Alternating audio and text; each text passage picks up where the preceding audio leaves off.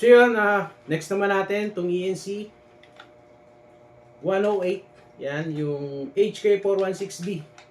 Yan. So ang issue nito is ayaw na mag-fire. Naka-Ace-Tech MOSFET na nga pala to, katulad ng Rattler na ginawa natin. So isa lang ang honor nila. At yun, ano pa nga ba? Simulan na natin. Tignan natin kung ano yung problema niya.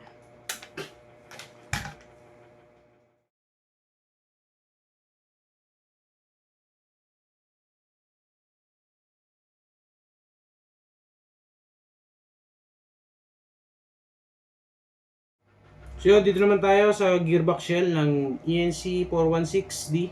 ENC HK 416D. Disassemble na natin. Stock spring.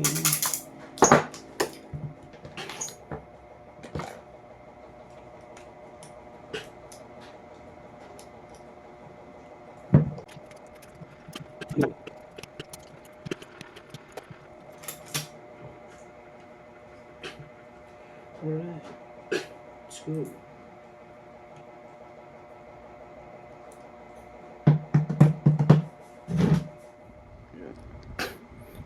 So yun guys, ito na yung loob ng gearbox shell ng HK416D na ENC. Nakikita nyo naka Ace-Tech MOSFET. So ito rin yung MOSFET na gamit dun sa Rattler na ginawa natin. So, check natin kung bakit ayaw nyo. A few moments later. Sir, ito na sa HK416 mga po.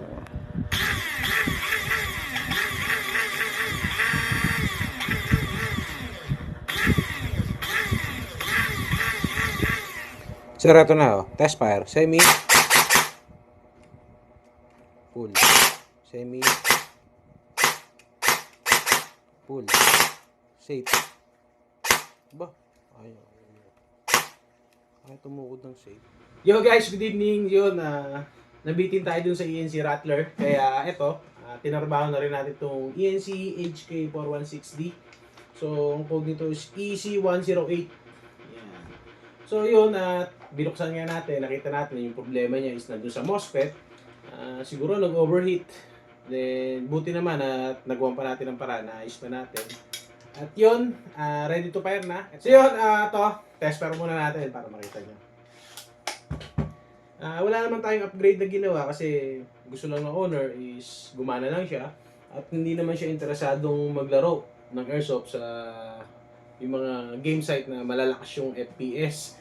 Then kadalasan nilalaro niya is yung indoor CQB lang, kaya standard FPS lang. So ito na siya, test fire natin. Semi,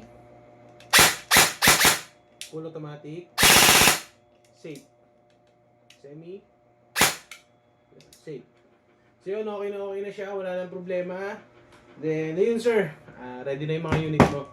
Yung ENC Rattler, tsaka itong HK416, ready na. Wala nang problema. So yun lang po, maraming salamat. Sa mga gusto ulit magpa-repair, magpa-upgrade ng mga airsoft unit, so yun, ulitin ko po, message lang kayo sa page, then send nyo yung picture at video na ipapagawa nyo at kung ano yung issue, pag-usapan po natin. So yun lang, maraming salamat po.